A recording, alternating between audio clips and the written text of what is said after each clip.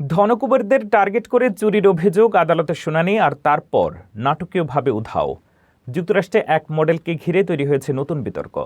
Passport সংগ্রহ থেকে পালিয়ে যাওয়ার অভিযোগ। পুরো ঘটনা এখন তদন্ত এবং আইনি আলোচনার কেন্দ্রবিন্দুতে। কি ঘটেছিল শুনানির দিন তা নিয়ে বিস্তারিত থাকছে রিপোর্টে।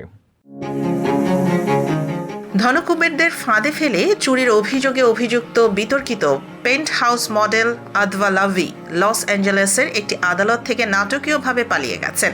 জামিনের শর্ত ভেঙে গোপনে ইসরায়েলি পাসপোর্ট সংগ্রহ করায় বিচারক সেটি কেড়ে নেয়ার নির্দেশ দেওয়ার পরপরই এই কাণ্ড ঘটান তিনি।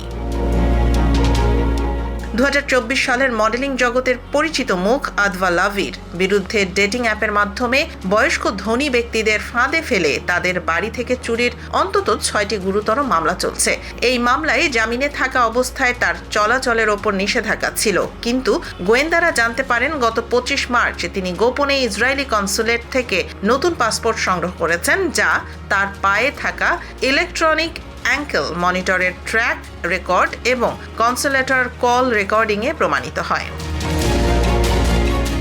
আদালতে শুনানির সময় প্রসিকিউটররা তাকে পালিয়ে যাওয়ার ঝুঁকিতে থাকা আসামি হিসেবে উল্লেখ করে জামিন $1 মিলিয়ন করার দাবি জানান। লাভির আইনজীবী দাবি করেন আগামী জুনে জেরুজালেমে ধনকুবের স্টিফেন ক্লুবেকের সাথে বিয়ের পিঁড়িতে বসার জন্যই তিনি এই পাসপোর্ট নিয়েছিলেন। বিচারক জামিনের অর্থ না বাড়ালেও তার বিমানবন্দর ও কনসুলেটে যাওয়ার ওপর কঠোর নিষেধাজ্ঞা দেন। পাসপোর্টটি আদালতে জমা দেওয়ার আদেশ হওয়া মাত্রই ডিজাইনার পোশাক পরা এই মডেল গণমাধ্যমকে এড়িয়ে আদালত চত্বর থেকে দ্রুত গতিতে দৌড়ে পালিয়ে যান। এদিকে লাভির হবু বর বিলিনিয়ারের স্টিফেন ক্লুবেককেও গত সপ্তাহে গ্রেফতার করা হয়েছে। তার বিরুদ্ধে অভিযোগ তিনি হবু স্ত্রীর অপরাধ ঢাকতে মামলার ভুক্তভোগী ও সাক্ষীদের হুমকি ধামকি দিচ্ছিলেন।